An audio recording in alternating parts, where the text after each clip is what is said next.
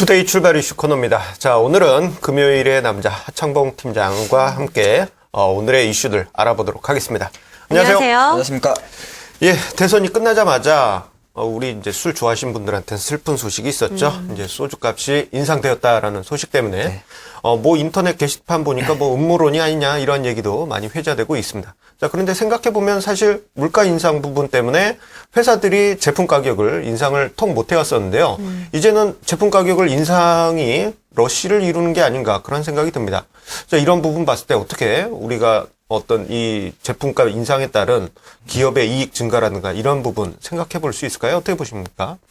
말씀하신 대로 원래 이제 대선이 끝나고 나면 음식료업체들이 이제 주가를 좀 가격 인상을 한다는 이야기가 많이 나왔었습니다. 사실 뭐 CJ 제일제당 같은 경우도 실제적으로 보니까 대선 끝나고 지금 그 소매점에다가 뭐 두부라든지 콩나물 가격을 인상했다는 이야기 나왔는데 좀 이렇게 해석하시면 좋을 것 같아요. 아니 투표 끝나자마자 너무한 거 아니냐 이렇게 생각할 수도 있는데 또 다른 한편으로 생각하면 과거에 그러니까 상반기에 음식료업체들이 사실 원자재 가격 때문에 인상을 올릴 때하고 지금은 좀 내용이 다릅니다. 왜 그러냐면 지금은 어느 정도 이제 대선이 끝났죠. 대선이 끝나게 되면 정부에서 실제적으로 새 정부에서 복지 재원 확보에 나서야 됩니까? 어떻게 복지 정책, 뭐 출산이든 교육이든 복지를 하기 위해서는 돈이 필요하지 않겠습니까? 복지 재원 확보에 나서려면 아무래도 음식료 업종, 소매 업종에서 일반적인 가격 인상과 함께 거기에 포함되어 있는 세금까지 같이 올린다는 겁니다. 그래서 자연스럽게 정부에서 실제적으로 국내 내수 업종의 가격 인상 요인을 허용한다는 겁니다. 단순하게 그냥 뭐 음식료 업종만 가격 올리는 게 아니라 그 안에 숨어 있는 뭐 소주 가격 같은 경우는 주류세를 같이 올리지 않습니까? 그런 흐름이 나오기 때문에 우리 시장에서는 그대로 좀 긍정적으로 받아들였다 보는 것이고 실제적으로 하이트 진로가 이제 22일 뭐 내일부터 될 것 같죠. 소주 출고 가격이 한 8% 정도 올린다 그러고요. 대표적인 밀가루 업체 동아원 같은 경우도 실제적으로 한 밀가루 출고가를 8% 인상한다 그런 이야기 나오기 때문에 아마 중반 줄줄이 계속 이런 관련 음식료 업종들이 실제적으로 가격 인상 이야기가 좀 나올 것이다 보는 것이고 이 음식료만 올라가는 것이 아니라 실제적으로 가장 제가 보니까 파급 효과가 더 클 건 오히려 유틸리티 섹터가 될 것 같습니다. 바로 한국전력이라든지 한국가스공사, KTNG 같은 흐름이죠. 왜 그러냐면 일반 소매판공보다 유틸리티 관련주는 만성적자에 허덕이는 것도 있고 명분이 상당히 좋다는 거죠. 그리고 거기에 포함되어 있는 막대한 세원까지 생각한다면 상당히 유틸리티 섹터에 대해서 조금 더 강하게 조금 그 가격 인상 이야기가 나오지 않을까 그렇게 봅니다. 그런 관점으로 좀 보시면 좋을 것 같고요. 왜 그러면 대선이 끝나자마자 이렇게 하면서도 실제적으로 어느 정도 물가 인상 자체가 시장 호재로 받아들이냐면 어차피 신정부가 나오게 되면 서민을 살리기 위해서 제일 먼저 하는 것이 또 물가 완화책입니다. 그렇기 때문에 자연스럽게 정부에서 물가 완화 정책, 물가를 어느 정도 잡아주기 위한 정책을 내는 상태에서의 각 기업들의 물가 인상 자체는 시장에 자연스럽게 묻어난다는 겁니다. 그런 관점에서 오히려 음식료 업종이라든지 유틸리티 섹터의 가격 인상 자체가 주가에는 호재가 될 것이다 그렇게 봅니다. 그래서 투자 관점에서는 뭐 음식료 업종에서는 많은 종목이 있습니다만은 뭐 CJ 제일제당 같은 종목, 풀무원이나 제가 월요일날 말씀드렸네요. 크라운 제거 같은 과자 업체들도 상당히 좀 관심 가지시고요. 좀 큰 주신 쪽에는 요새 상당히 좋은 흐름을 보여주고 있습니다만은 한국전력이라든지 가스공사 그리고 계속 드리는 말씀 KTNG에 대해서 계속 8만 원 초반 정도에서는 매수 전략 유효하지 않나 그렇게 보겠습니다. 네. 예, 그렇다면 어떻게 본다면 지금 이 시점이 기업들 입장에서는 이 제품 가격을 인상하기에 딱 좋은 시점이 아닌가 생각이 됩니다. 관련해서 음식료 관련 업종들에 대한 기대감 계속 가져보겠고요.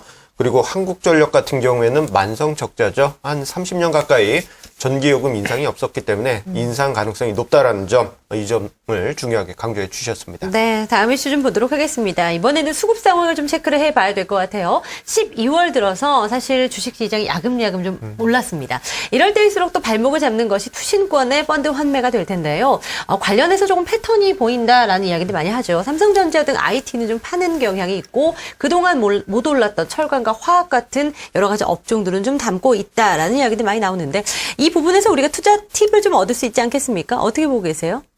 네, 그 말씀하신 대로 한 지수가 1965포인트라는 어느 정도 약간 상단이라 생각했던 포인트를 넘어서면서부터 실제로 시장에서도 IT주에 대한 삼성전자라든지 LG전자 관련해서 IT주에 대한 상승 탄력은 떨어지고 있었고 기타 산업재가 올라오고 있는 흐름이 나왔었는데 뭐 외국인 매수가 좀 들은 것도 있습니다만 오히려 파는 세력이 있었기 때문에 그런 흐름이 나왔지 않나 보겠습니다. 12월 접어들어서 외국인은 연일 매수를 해주고 있습니다만 기관 중에서 특히 투신의 매도세는 계속적으로 나오고 있다는 겁니다. 그 내용 자체는 뭐 주식형 펀드의 환매 이야기 시장에서 우리가 많이 접할 수 있는 가장 간단한 이슈지 않나 그렇게 보였고, 실제로 투신들이 뭘 팔았는지를 조금 분석을 해보니까 최근 한 13거래일 동안에 투신이 가장 많이 판 것은 아이러니하게도 바로 삼성전자였습니다. 실제적으로 13거래일 동안 2,300억 이상 정도를 팔았다 보는 것이고, 삼성전자만 판 게 아니라 삼성전자가 포함되어 있는 삼성전자군, 뭐 삼성전기라든지 삼성 SDI, 그리고 LG전자라든지 LG 디스플레이 같은 종목에 대해서 투신의 매도가 거의 가장 많았다. 아마 IT 종목 대부분이 이쪽에 좀 포함되어 있지 않나 보겠고요.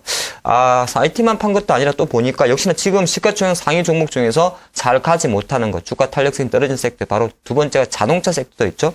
자동차에 대해서 실제적으로 기아차에 대해서도 최근 한 2주 동안에 한 400억 정도, 현대모비스도 한 420억 정도 매도를 해주면서 전반적인 매도세 나온 것 같습니다.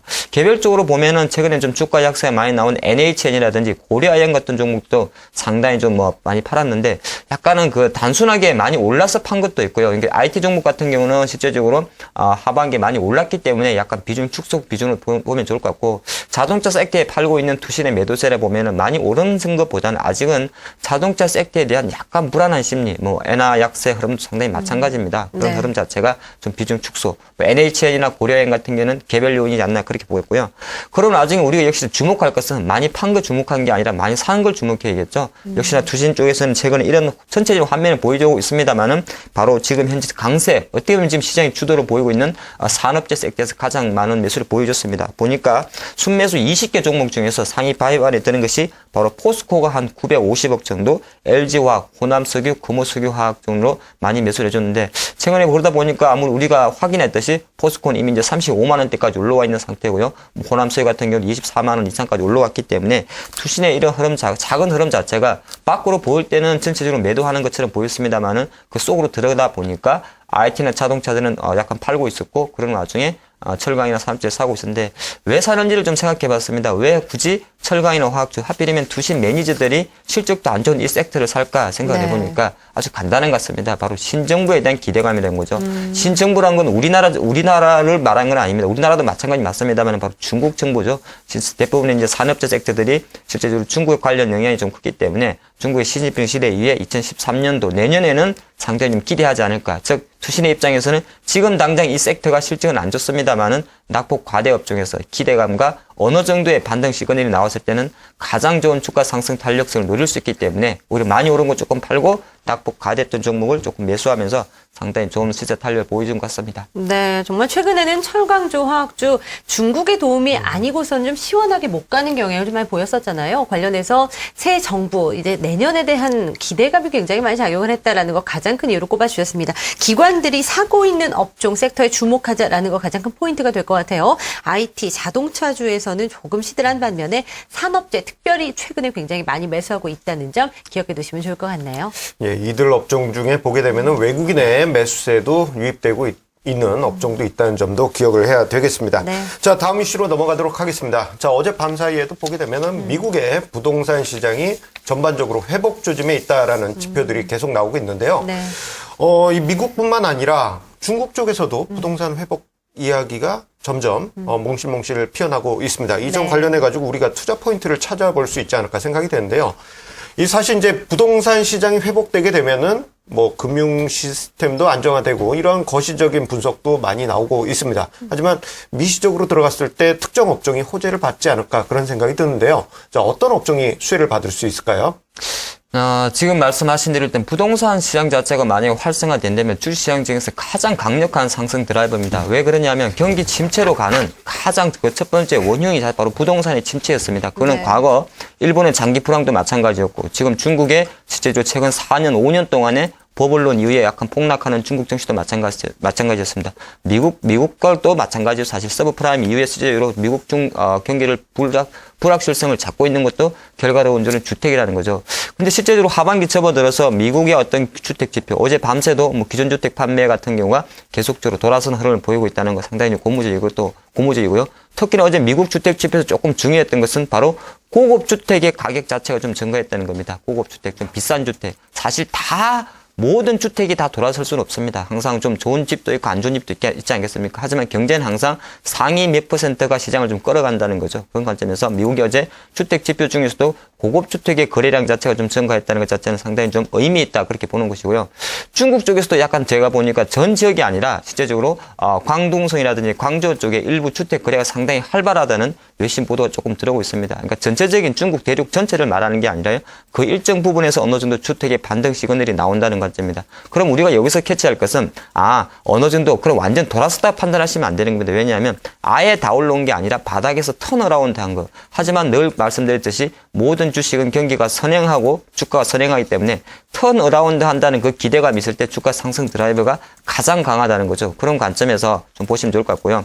뭐 주택이 먼저 살아내면 사실 경기가 다 살아내기 때문에 모든 섹터를 생각할 수 있습니다만은 주택에 제일 많이 들어가는 것이 바로 뭘까요? 바로 철강 아니겠습니까? 아무래도 이제 요즘에는 뭐 돌로 집 세우지 않으니까 실제로 철강 업종이 가장 좀 주목이 되는데 그러다 보니까 저도 개인적으로 생각했던 포스코가 실제적으로 한 35만 원 정도에서 주춤거리지 않을까 생각을 했는데 그런 것 같지 않습니다. 업황 경향에 대한 기대감이 좀 남아 있고요. 가장 중요한 거는 철강 같은 경우는 업황 기대감 플러스 중요한 것이 재고 조정 마무리하고 가격 인상으로 이어지면서 약간 주가는 날개를 답니다. 과잉 재고에서 만들어진 것이 바로 철강주의 발목이었기 때문에 과연 중국 정부가 내년에 어느 정도 재고 조정 과정을 마무리하는지 그리고 가격 인상에 대해서는 최근에 계속 가격 인상률이 조금 나오고 있습니다. 철강 쪽에서도 그런 관점에서 좀 보시면 좋을 것 같고요. 그런 관점에서 보면 주택 지표가 일단 좋아진다고 생각하면 실제로 가장 우리가 그래도 주목할 섹터는 비심적지만은 그래도 철강 업종에 대해서 여전히 긍정적. 그러니까 공격적으로 살 섹터는 아닙니다만은 굳이 미리 내가 예측하고 현재 수준에서 35만 원에 위치하고 있는 포스코를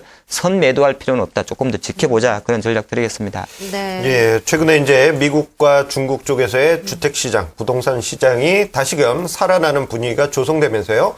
관련해서 철강에 대한 관심 다시 한번 커지지 않을까 생각이 됩니다. 사실 이제 집을 지으려면 철강이 꼭 필수적으로 들어가게 되죠. 네. 이 점 투자 포인트로 장기적으로 기억을 해야 되겠습니다. 네, 투데이 출발 이슈 LNS 파트너스 하창봉 팀장 나와주셨습니다. 팀장님 고맙습니다. 감사합니다.